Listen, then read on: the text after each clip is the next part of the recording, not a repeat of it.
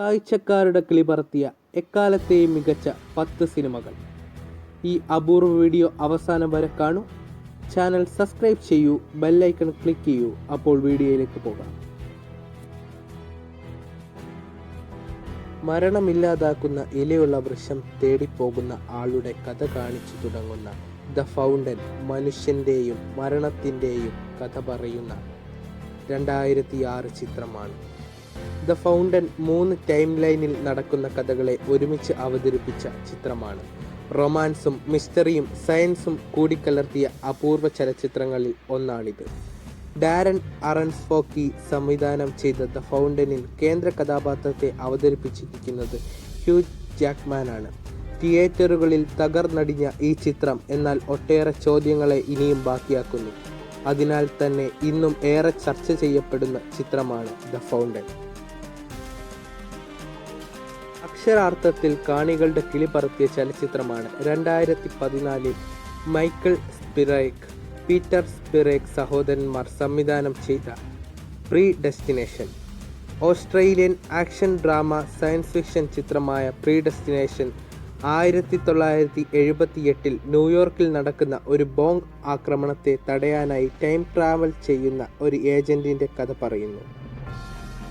ഒട്ടേറെ നിരൂപകണ പ്രശംസ നേടിയ പ്രീ ഡെസ്റ്റിനേഷൻ ഒന്നിലേറെ തവണ കണ്ടാൽ മാത്രമേ മനസ്സിലാവുകയുള്ളൂ. ടൈം ട്രാവൽ സയൻസ് ഫിക്ഷൻ സിനിമകൾ ഇഷ്ടപ്പെടുന്നവർ തീർച്ചയായും കണ്ടിരിക്കേണ്ട ഒരു മികച്ച ചിത്രമാണിത്.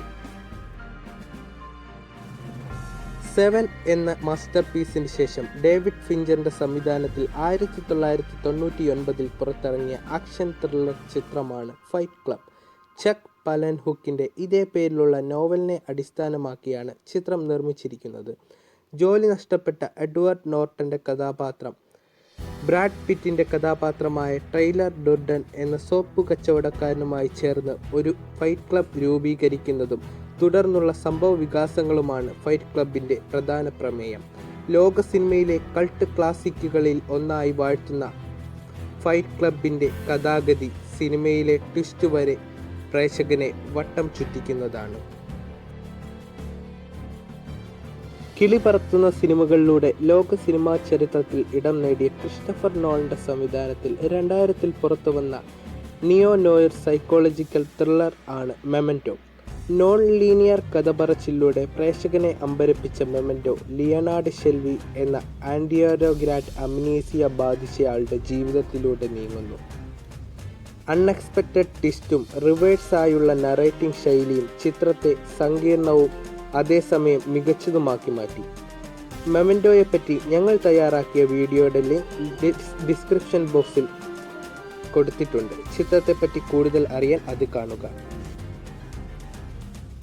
2009 പുറത്തിറങ്ങിയ ബ്രിട്ടീഷ് ഓസ്ട്രേലിയൻ സൈക്കോളജിക്കൽ ത്രില്ലർ ആണ് ട്രയാങ്കിൾ. ഗ്രീക്ക് ഐതിഹ്യത്തെ അടിസ്ഥാനമാക്കിയാണ് ഈ ചിത്രം ഒരുക്കിയിരിക്കുന്നത്. കാറ്റിൻ്റെ ദേവനായ എയോളൈസിൻ്റെ മകനായ സൈഫ്ലസിൻ്റെ കഥയെ അനുസ്മരിപ്പിക്കും വിധമാണ് ജസ് എന്ന കേന്ദ്ര കഥാപാത്രത്തിൻ്റെ അവസ്ഥകളെ ചിത്രത്തിൽ അവതരിപ്പിച്ചിരിക്കുന്നത്. ഒട്ടേറെ ആശയക്കുഴപ്പങ്ങൾ സിനിമാ പ്രേമികളിലും നിരൂപകരിലും ഒരുപോലെ സൃഷ്ടിച്ച ട്രയാങ്കിൾ പേര് പോലെ തന്നെ ഒന്നിൽ തുടങ്ങി വീണ്ടും അവിടെ തന്നെ തിരിച്ചെത്തുന്ന വിധം ചുറ്റിക്കറക്കുന്ന ചലച്ചിത്രമാണ്. Tangent universe, artifact and living തുടങ്ങി ഒട്ടേറെ തിയറികൾ അടങ്ങിയ വ്യത്യസ്ത രീതിയിൽ വിശകലനം ചെയ്യപ്പെട്ട ചിത്രമാണ് റിച്ചാർഡ് കെല്ലി 2001 സംവിധാനം ചെയ്ത ഡോണി ഡാർക്കോ. ഒരു വിഭാഗം ആളുകൾ സൈക്കോളജിക്കൽ ത്രില്ലർ എന്ന് വിശേഷിപ്പിച്ചപ്പോൾ മറ്റൊരു കൂട്ടർ സയൻസ് ഫിക്ഷൻ ചിത്രമാണ് ഇതെന്ന് വാദിച്ചു. 28 ദിവസത്തിനുള്ളിൽ ലോകം മുഴുവൻ നശിക്കുമെന്ന് തിരിച്ചറിയുന്ന ഡോണി ഡാർക്കോ എന്ന കഥാപാത്രം ഭൂമിയെ എങ്ങനെ രക്ഷിക്കുമെന്നതാണ് ചിത്രത്തിൻ്റെ കഥാപശ്ചാത്തലം. ഒറ്റവാക്കിൽ പറഞ്ഞു തീർക്കാവുന്ന ഈ കഥയെ വളരെ സങ്കീർണവും ഡീപ്പുമായാണ് ആവിഷ്കരിച്ചിരിക്കുന്നത്. ചിത്രത്തിൽ കാണിച്ചിരിക്കുന്ന the philosophy of time travel എന്ന പുസ്തകത്തെ ചുറ്റിപ്പറ്റി നീങ്ങുന്ന ഡോണി ഡാർക്കോ എത്ര കണ്ടാലും കൃത്യമായി ഉൾക്കൊള്ളാൻ കഴിയാത്ത ചലച്ചിത്രമായി നിരൂപകർ കണക്കാക്കുന്നു. ടോം ക്രൂയിസിനെ കേന്ദ്ര കഥാപാത്രമാക്കി കാമറൂൺ ക്രോൺ സംവിധാനം ചെയ്ത് 2001 പുറത്തിറങ്ങിയ ചിത്രമാണ് വനില സ്കൈ.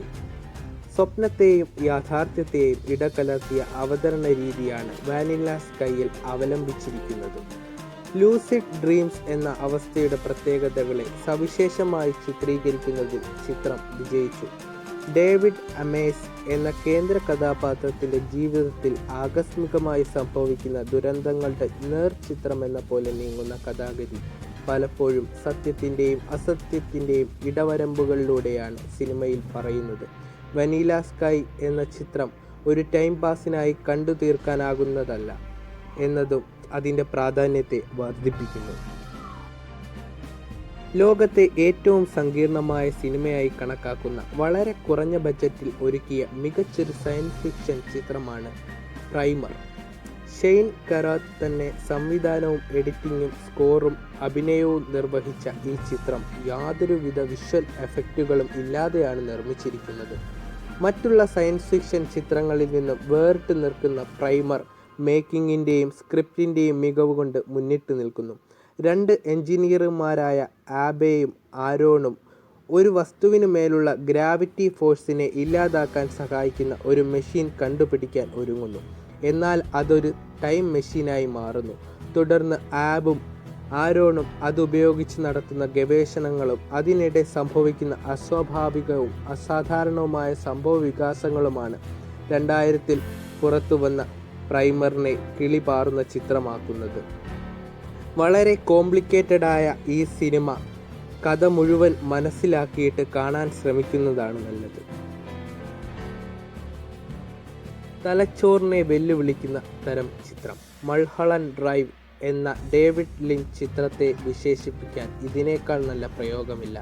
ചിത്രത്തിൻ്റെ കഥയെ കാണുന്ന പ്രേക്ഷകൻ തന്നെ രൂപപ്പെടുത്തേണ്ട വിധമാണ് മൾഹളണ്ട് ഡ്രൈവ് ഒരുക്കിയിരിക്കുന്നത്. 2001-ൽ പുറത്തിറങ്ങിയ മൾഹളണ്ട് ഡ്രൈവ് ഡയാൻ എന്ന അൺസക്സസ്ഫുൾ ആയ നടിയുടെ പരാജയങ്ങളും അതവളിൽ സൃഷ്ടിക്കുന്ന മാനസിക ആഘാതങ്ങളും അതവളെ ഒരു ആലൂസിനേഷൻ സ്റ്റേറ്റിലേക്ക് നയിക്കുന്നതുമാണ് ചിത്രം പറയുന്ന പ്രധാന ഉള്ളടക്കം. ഇമാജിനേറ്ററി പാർട്ട്, റിയൽ ലൈഫ് എന്നീ വിധം രണ്ടായി തിരിയുന്ന സിനിമ ഡയാൻ്റെ തകരുന്ന കരിയറിനെയും കമീലയുടെ ഉയർച്ചയുടെയും കഥയാണ് കാഴ്ചക്കാരനിലേക്ക് എത്തിക്കുന്നത്. മാനസിക സംഘർഷങ്ങളും കുറ്റബോധവും അവ അപബോധ മനസ്സിൽ സൃഷ്ടിക്കുന്ന ചലനങ്ങളും മനോഹരമായി അവതരിപ്പിച്ച ചിത്രം ലോക സിനിമയിൽ തന്നെ ഏറ്റവും മികച്ച പരീക്ഷണ സിനിമയായി നിലകൊള്ളുന്നു. ഈ സിനിമയുടെ കഥ നിങ്ങൾക്ക് മനസ്സിലായിട്ടില്ലെങ്കിൽ അതാണ് ഞങ്ങളുടെ വിജയം. 2001 എ സ്പേസ് ഒഡീസി എന്ന തൻ്റെ ചലച്ചിത്രത്തെപ്പറ്റി ഇതിഹാസ സംവിധായകൻ സ്റ്റാൻലി കുബ്രിക് പറഞ്ഞ വാക്കുകളാണിവ. 1968-ലാണ് ഈ ചിത്രം പുറത്തിറങ്ങിയത് എന്ന് വിശ്വസിക്കാൻ ഇന്നും പ്രയാസമാണ്. പ്രപഞ്ചോൽപത്തി മുതൽ ഭാവി കാലത്തെ പോലും സ്ക്രീനിൽ വരച്ചു കാട്ടിയ അപൂർവ ചലച്ചിത്രമാണിത്. ഡാർവിൻ്റെ പരിണാമ സിദ്ധാന്തത്തെ കാണിച്ചുകൊണ്ട് ആരംഭിക്കുന്ന ചിത്രം 2001-ലെ ലോകത്തിലേക്ക് എത്തുന്നതും തുടർന്ന് ബഹിരാകാശത്ത് നടക്കുന്ന സംഭവങ്ങളും പര്യവേഷകരെയും ജൂപ്പിറ്ററിലേക്ക് അവർ നടത്തുന്ന യാത്രയെയും ആവിഷ്കരിക്കുന്നു.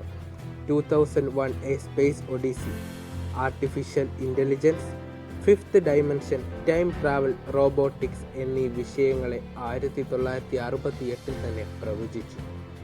തുടർന്ന് സ്പേസ് സയൻസ് ഫിക്ഷൻ ചിത്രങ്ങൾക്കെല്ലാം മാതൃകയായി ഈ ചിത്രം മാറി. തൻ്റെ സിനിമകളിലൂടെ ഭാവിയെയും മനുഷ്യനെയും തുടർ ജീവിതത്തെയും മുന്നേ പറഞ്ഞു വയ്ക്കുന്ന സ്റ്റാൻലി കുബ്രിക് എന്ന മഹാപ്രതിഭയുടെ മാസ്റ്റർ പീസായ സ്പേസ് ഒഡീസി അത് മുന്നോട്ട് വയ്ക്കുന്ന ആശയങ്ങളുടെ ധാരാളിത്തത്തെയും അർത്ഥതലങ്ങളെയും വ്യാപ്തിയെയും ഇന്നും അപഗ്രഥിക്കാനാകാത്ത അനശ്വരമായി തുടരുന്നു.